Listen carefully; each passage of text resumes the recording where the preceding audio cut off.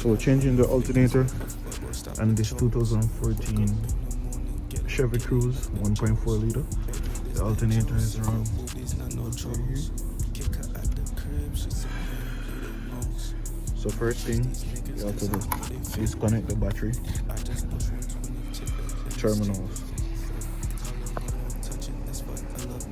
Yeah, so to take out the alternator, you have to remove the engine mount. Yeah, I remove the key bolt of the engine mount. Then you have to take the tensioner off. Which is this tensioner. I remove the alternator plug up, and so I changed the tension as well. This is, you're gonna need a E-socket E14. I change the tensioner, change the alternator. So you pull these two bolts for the alternator, one at the top, one at the bottom, but you have to take the tensioner off to get to the alternator. Alright, and you pull this bolt, one up there, one there, and you run back your belt the correct way. So I'm gonna install the mount the opposite way back.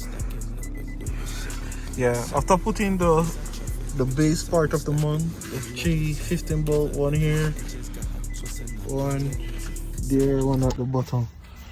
You're gonna put this on top now.